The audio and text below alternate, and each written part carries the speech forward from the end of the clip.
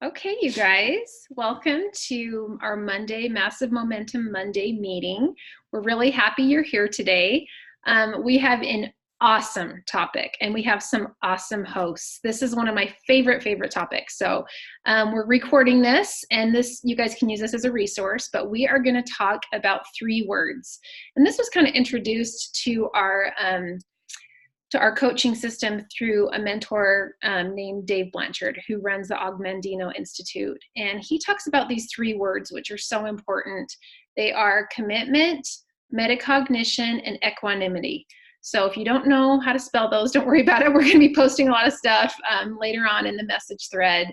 But this is a really fun topic. It helped me a ton, and it is going to help you guys become really effective coaches. Before we go over our topic, I just want to go over a couple housekeeping little bits of business.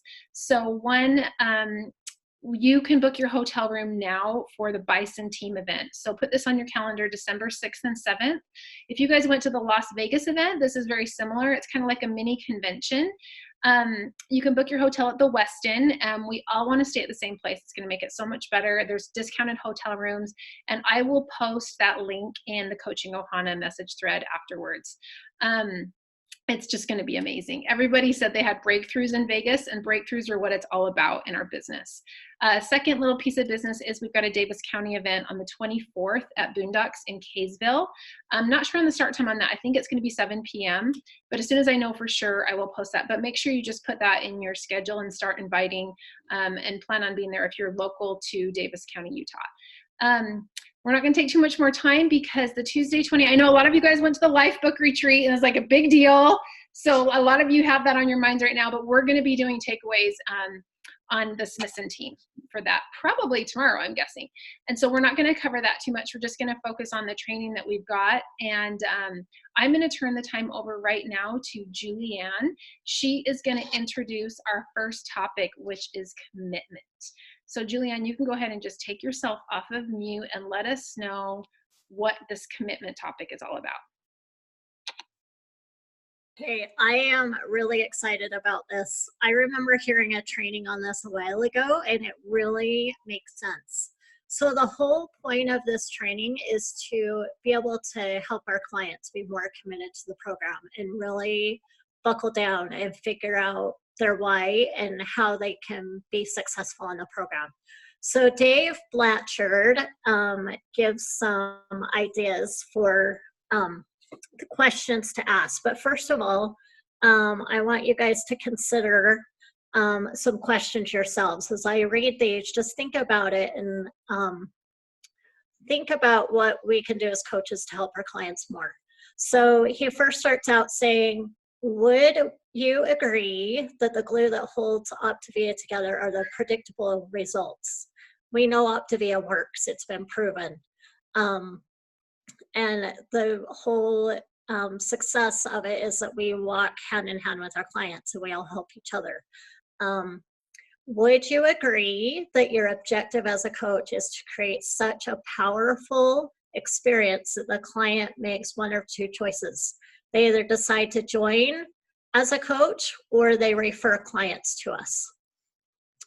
Have you ever engaged in lengthy phone calls about a person's ongoing challenges? I know I have, and it seems to never end, Steph. And it's so frustrating sometimes.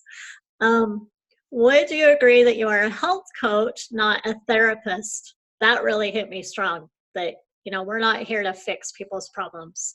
And would you agree that you are a health coach and not a weight loss consultant? That was another one that really, you know, we're here to help them, but ultimately it's up to them. So, and have you ever struggled with clients? I know none of you have had this, that don't return texts or phone calls. And do you ever feel like you're failing as a coach? I know I do all the time. And so he says, what might be different if we more courageously and consciously set expectations when our client receives their first order, when they receive those feelings, and they really focus on keeping those commitments. And he says, always remember, stop, challenge, choose. It goes along with everything, not only, you know, when we're on the program, but as coaches too. And teaching our clients to follow this program, follow the stop, challenge, choose. And after we share about the 5-in-1 and the housekeeping items in preparation for a client's, you know, starting the program, he suggested we do the following. First of all, we tell them, may I share 3 powerful words that have impacted my journey and the journey of my clients? And then you tell them the 3 words, which we're going to be talking about today. Their commitment, metacognition, and equanimity. And the first word being commitment, ask them, have they ever made a commitment where there's no strings attached, no trap doors, no burning of the boats like we talked about at our retreat, that there is something that they are fully committed to, whether it be family, kids, husband, marriage, I just said that, sorry, religion. And most people do have something they're fully committed to. And so how would it be if they would be committed to the program like they are to these things? And so that's where our next thing comes in. So I will turn it over back to Steph. Thank you so much, Julianne. That is perfect, because I think I loved your questions. Your questions were so good. I think so often we think that we have to be this, all of a sudden, like we sign up to be a health coach and then we're like, wait, I'm not a professional therapist.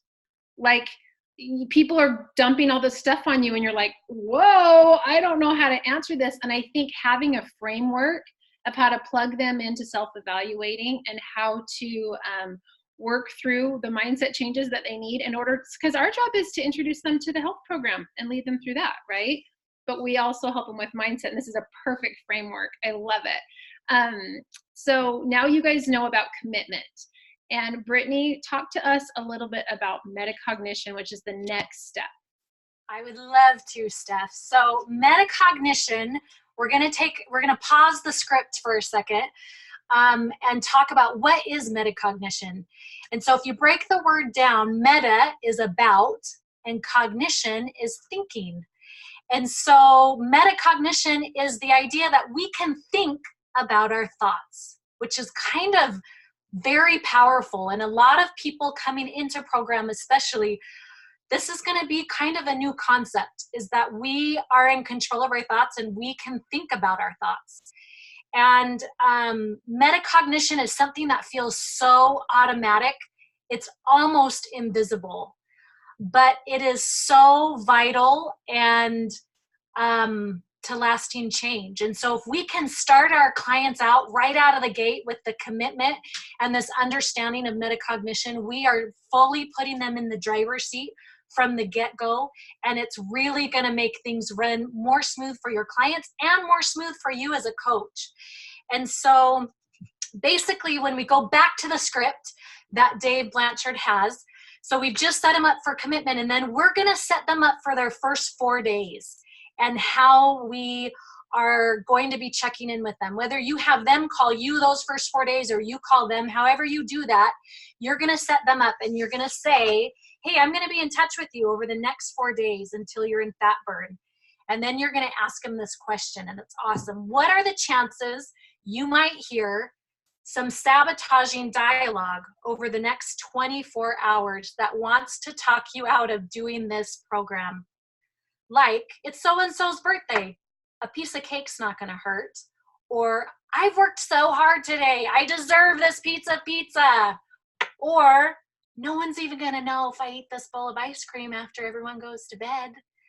So setting them up and letting them know that those sabotaging dialogue, that it's going to come, does a couple things for them. And number one, it lets them know that that dialogue is totally normal, that everyone, it's gonna come, and it's totally normal, so that they don't feel like they're already a failure because they have this dialogue going on. But what it also does is puts them in the driver's seat, because it no longer is them being the recipient of this dialogue and having to deal with it, but it actually gives them ways to make that dialogue powerless. And so that's the awesome power behind this metacognition. And so then he goes on, sorry, back to the script. Should you hear any sabotaging dialogue, I want you to stop and practice metacognition. Metacognition is uniquely human. It's a uniquely human gift. We are the only living creatures with this gift. It means that we have the ability to step back, become aware of, and hear our own dialogue.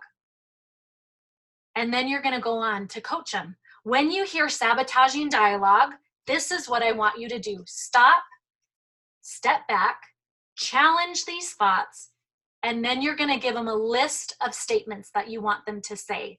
And there's 5 or 6 of them. And so how I would do it is I would probably read through the list so that they hear it once, and then go back through each one individually and have them repeat it and have them write it down. And what that does is not only have they heard it, then they've said it by repeating it back to you, and they've written it down so that if they're a visual learner, it's just making sure that it gets in here. So these are the statements. I am not my thoughts. And you kind of want to coach them when they're saying it back to you. Make sure you say this firmly and with dignity. I am not my thoughts. You are just a thought. I will command. I will obey my own command. And this is one that Bonnie added in that's actually not on the script, but I think it's awesome, so I want you to write it down. I want to, I get to, I choose to. And then back to the script, I choose to stay on program. So we're not just teaching them stop, challenge, choose, which is what we say a lot. We're teaching them stop, challenge, and choose to stay on program. That I think is kind of key. Choose to stay on program. And so this is a great way to start our clients off, but I want to hear from you guys on how you've helped prep some of your clients in the past to get them ready to stop, challenge, and choose in situations that are coming up, whether it's an anniversary or whether it's Halloween or whether it's XYZ. Take yourself off mute because I love this idea that we have so much combined experience and combined expertise in this room that I would love for us to share, and I would love to hear from some of you guys. So take yourself off mute and tell us an experience you've had coaching one of your clients through the Stop, Challenge, Choose. We would love to hear.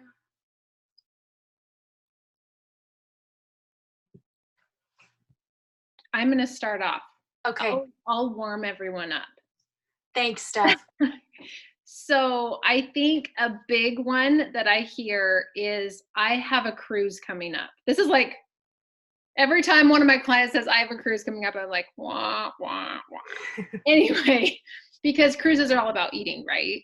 And everybody knows it.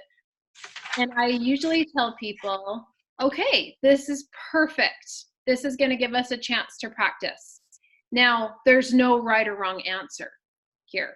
Okay, like let's say they want to lose 80 pounds and they're to 60 or they're to 40 or whatever.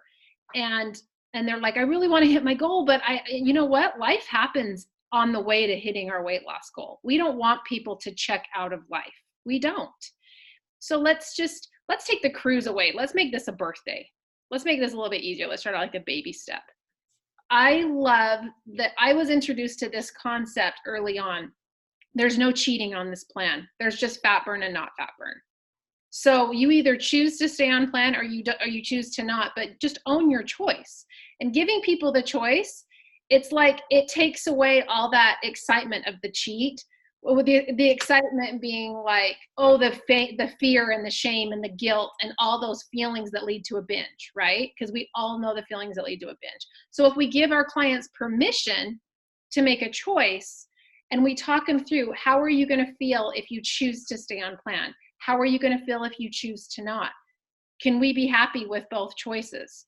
And realize that if you hear those sabotaging thoughts in your clients, like let's say you're doing a check-in, I like to ask my clients during check-in time, what do you have coming up this week? Let's say they say, I have a birthday. Okay, So, and if they say, I can't go to a birthday party without eating cake, I never have done it, I can't do it. Help them recognize that they can always make a choice. You know what I mean? Like help them work through that, because that thought is just a thought, right? That I can't go to a birthday party without eating cake is just a thought. And I love the whole, to me, stop, challenge, choose was cool, but I love the whole I am not my thoughts, because that thought never occurred to me before I came to this program, that just because I'm thinking something doesn't mean it's true, right? Because we have all these things we told ourselves, like I'm an emotional eater and I can't do this and I can't do that. So I think just working through and helping, like when you hear someone label themselves, and then just help them, give them the one sentence, I am not my thoughts. But I love this, I want to, I get to, I choose to. Such empowering statements that you can leave a birthday party and be like, I decided. Not I failed, I decided. But I'm really excited to hear about somebody else. I love that. I love that. Anyone else have any examples of walking clients through something coming up to try and help prepare them before the fact? Or have you processed with someone after an event or after something where things either went as good as they had hoped or maybe didn't go as good as they hoped? We're just going to open up to all sorts of examples. Awesome. Thanks, Karen. So I have a really successful client right now that is just rocking the program, and he has some meetings that he has to go to that are out of town, and he says it's going to be hard because they're going to have buffet meals for every meal for a whole week. And he says, this is going to be hard. And I said, well, it's up to you if it's going to be hard or not. So if you do choose to do your lean and green in one of the buffets, get the smaller plate and choose your lean and your green, and just be done with that and just move on. Don't go and say, well, I can have a little of this, a little of that. Just choose what serves you and then move on. You don't have to have the whole buffet. And he just said, you rock. I am just so excited to do this. I love that. I'm anxious to see how well he does do, but it's really up to them how they go about it. If they think they're going to eat everything, they're going to eat everything. But anyway, I think he'll do great. Well, and I love how you helped him visualize grabbing that smaller plate, doing the lean and green. And I think that that's really helpful for visual learners. I think that that was a great tactic and will help him, because it's going to feel like deja vu when he's standing in that line, has that choice between the huge plate and the small plate. He's going to be like, wait, something's telling me I should take that small plate because I've been here before, because I visualized it beforehand. So I love that. Thank you, Karen. Anyone else have any other ideas or things that have worked? I can share something. Oh, sorry. Go ahead, Jenny. Go ahead. Okay.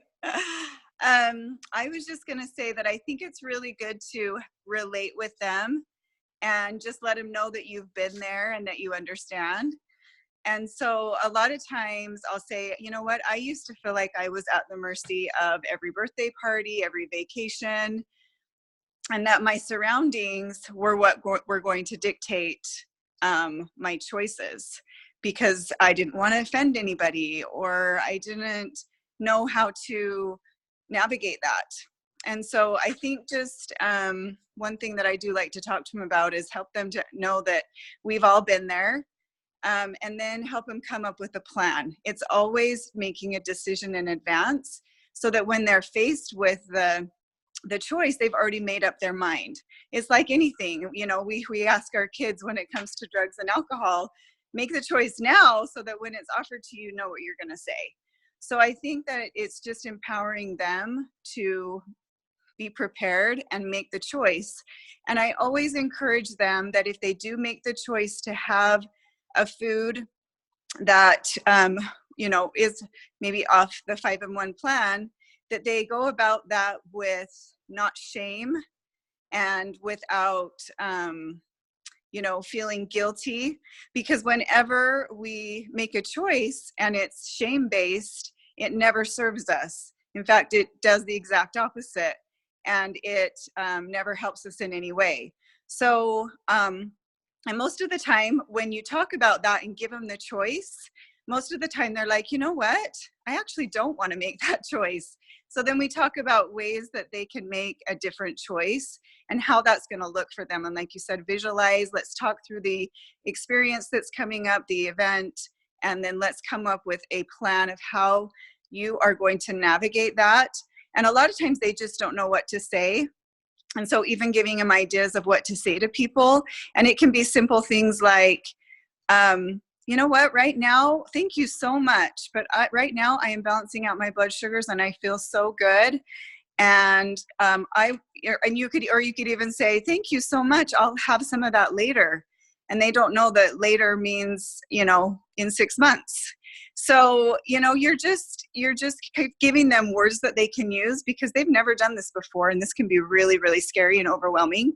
So, but talking through it, I think is so powerful.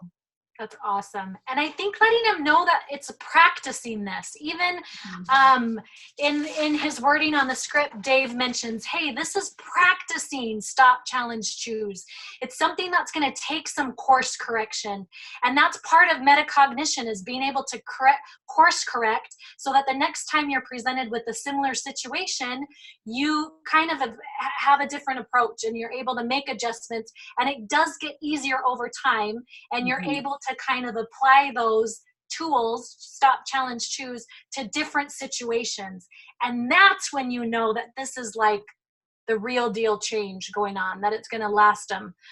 So thank you so much for sharing, Jake. Who else was going to share? Sorry.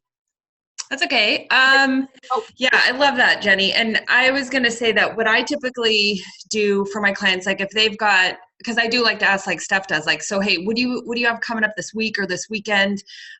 So that when they, say that they do have a birthday party or a vacation's coming up, I like to just say, okay, so this is really exciting actually, because this is your training field. This is the time that you actually get to like put into play everything that you've been learning and practicing along the way. So I've noticed that when I kind of take that approach and do it with like enthusiasm, it kind of like, I feel like it takes the pressure off them a little bit to not just like be dreading it. So, so there's that component, but then also, then I do talk about stop, challenge, choose, but I also like to say like, hey, and if you do make the choice to have, whatever or eat whatever, like just own it, move forward, maybe recognize like how it made you feel, not just like mentally, because I really try to focus on getting them away from that self-sabotage, but like physically, right? Like we know how we feel when we go off plan and kind of like physically ill we can feel.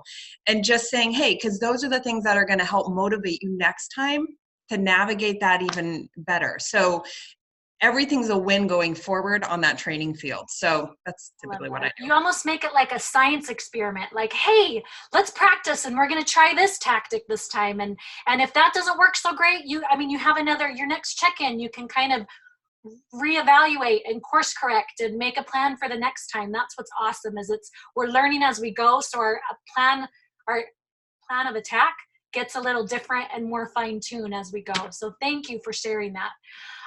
Is there anyone else that wanted to share helpful tips? It's okay if there's not, but I didn't want to miss anyone. Okay, so a couple other things that I had thought of too, as we, like Karen had talked about the visualization of it before the event. There's a couple other things that we can do to help different learners as well. And one of them might be to journal about it. They might be a visual learner and need to see it and write it down. So if they kind of write down kind of what's going to happen, visualize it on paper, if that makes sense. Or even the habit loop that we learn about in element 3 of the Habits of Health, our life book journal.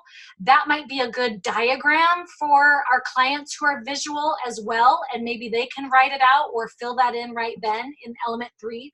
There's also for verbal learners, people who have to talk through to process things. Once you've talked with them, maybe challenge them to verbalize it to a spouse or a coworker, their plan of attack. And then also, I'm I'm trying to think, oh, if you've got someone that's more of a cognitive learner, maybe a set of questions that they can keep written or in front of them or on the fridge or before they go to whatever X, Y, and Z event, they can ask themselves those questions before and kind of be in the right frame of mind. So those might be some helpful tips to help with the Stop Challenge Choose for current clients. And then also, hopefully, we can get our new clients started off on the right foot. But that's basically what there is to the metacognition. So I'm going to hand it back to you, Steph, to wrap up with equanimity. Brittany, that was fabulous. I don't think there's a more important concept for us than metacognition, because really what it is taking our old story and realizing it's just a story, right? And helping our clients take their old story and realizing it's just a story. And it does take, this is the special part. To me, there's so many times that I think if I have a client that's at a 10, they can get their food, they can get the habits of health system, and they can be successful. Like they don't even need me, right? Don't you guys have those clients that get their program and they don't even need you? But then the really special part about what we get to do is when we have a client that really needs us, right? And they're like, and their thinking's all messed up, and we recognize ourselves in it, and we hear their story and we think, can I help this person? And it's such a special thing when we get to go, guess what? There's something I can teach you. And are you willing to work through this with me? And they are, and they kind of hold your hand and you work with them. And then to see somebody who comes into our program with just totally sick thinking, and we have this way of holding their hand and walking them through it and teaching them how to think like a healthy person. When we do that, it's like, I don't know how many people here are parents, but that's the closest thing I feel like to being a parent is you watch this child, come in sick and you get help them get well. And it's so amazing. And those are my favorite clients. Also, I wanted to mention that I like to tell my clients, my favorite clients are not the ones that go 100% through their weight loss journey without making a mistake. Please make mistakes so we can learn and we can go back and we can figure out what went wrong. Make the mistakes. It's okay, because the people that I see that get to their goal are the ones that make mistakes and then they process what happened. Could I have made a different choice? Am I able to make a different choice? I get to talk about one of my favorite things. It's called equanimity. And when you make a certain level of commitment, I think for a lot of people, marriage is semi-easy. Religion can be semi-easy. Eating is like this anomalous thing that they feel like they just can't commit to, right? I always like to look at our program like an alcoholic, because to me, alcoholics, they're either sober or they're not sober. And I think food is a socially acceptable addiction. And it makes it really difficult to be sober, right? It's easier if you're like a heroin addict and you're just like, I have to stay off heroin. We actually have to eat, right? So this makes it kind of hard. So what happens is we do hear those sabotaging thoughts, and we're going to hear them. But when we hear the sabotaging thoughts and we make the decision to stay on program, I like to ask my clients, how will you feel when you hear the sabotaging thoughts and you choose to stay on program? How will you feel? And you don't give them the words, you let them tell you. But you're going to hear words like, I feel empowered. I feel in control. I feel peaceful. And I will say there's a word for those feelings. That word is called equanimity. It's a peace of mind. It's the kind of peace we feel when we make and keep commitments to ourselves. And a lot of people, I would say most people, when they come to us are pretty broken and they're used to letting themselves down a lot. I mean, for me, I didn't even know what it meant to keep a promise to myself anymore. And what happens is it makes you feel like crap when you let yourself down. And so what you do is you continue making yourself feel terrible. by overeating. Binging is what I would do. I would binge to make myself feel terrible. I didn't know what I was doing. It's just because I was used to letting myself down. But what happens is it only takes one day. And this is my favorite thing. Like, you don't have to be at your goal. So I tell my clients, guess what? It only takes one day to keep a commitment to yourself. You wake up the next day and you feel this really cool feeling. It's called equanimity, peace of mind. So the more we create equanimity, the more moments of equanimity we experience, because we start to crave it just like we used to crave food, right? We start to crave that feeling of keeping commitments to ourselves. And as soon as you start to feel it, the more likely you are to stay on program, because you want to keep feeling it. It feels so good to make yourself proud. And all of a sudden you're walking around, you're like, what else can I do in this world? I've just stuck to my goals all day long. Man, maybe I can and then pretty soon you start thinking, maybe I could help somebody else do this. Man, I see my friend over here, my brother, and I used to feel like that. And if we can help our clients recognize what that feeling is and give it a word, it's so powerful for them. So the more likely they are to stay on program, they create success, they maintain that success. So I love that we have this framework and these words we can give to our clients and we can introduce to them. So remember the 3 words: commitment, metacognition, equanimity. Now you guys in the chat, in the Coaching Ohana chat, you guys have a script. This is the script. Do you like that my printer ran out of ink today? This is real life. I have to go figure out how to put new printer cartridges in my printer. But guess what? I printed off my part that I need. So print this off and stick it inside of your coaching manual, okay? And you're gonna have this script right in front of you. And it's right here. You can just lead your clients through it. And the last thing I wanna challenge you guys to do, I've got some homework for you. So write this down. Bonnie has made a video. Sorry, we're gonna go 2 minutes over today. I hope that's okay with everybody. Bonnie has made a video called 3 Words, and it is fabulous. All she does is she introduces this concept, and she does a 3-minute video on it. So I'm gonna post that in the Coaching Ohana, and I want each of you to make your own 3-minute video. You're gonna have to get out your phone, and you're gonna have to stick it in a little stand. I have this little stand. I got this at Ross. I think I got this at Ross. I stick my phone in this. I hit record on my camera, and I just make a video. And sometimes you have to make 14 videos before you stop saying stupid things. But keep it 3 minutes or less and introduce this concept. Put some notes in front of you. Okay, I want you guys to make your own video, and you're just going to introduce what this concept is: commitment, metacognition, equanimity. And then we are going to upload our videos to YouTube. And so we start to create a little library of resources for your clients. So this can be like your little, once you guys get this saved in YouTube, you've got this resource that you can send out to your client. Okay, so this is your homework. Get it recorded this week. If you don't know how to upload it to YouTube, we're gonna do a training on that. If you do, get it uploaded and start to create a little library of resources. Oh, the script is posted in Coaching Ohana Facebook message thread right now. So it's there right now. You can go click on it and print it off.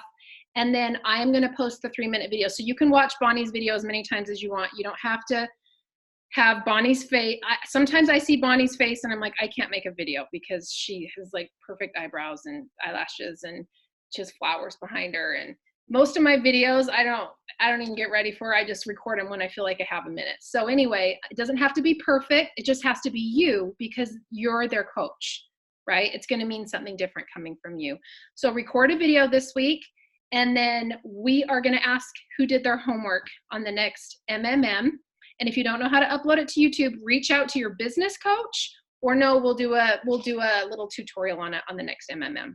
I just want to thank Brittany today and Julianne for coming up with this amazing topic. I hope you guys found value in this. We'll have this recorded, and you guys will be able to put this to use for your clients. I think it's one of the best things you'll ever teach them. Thanks for joining us.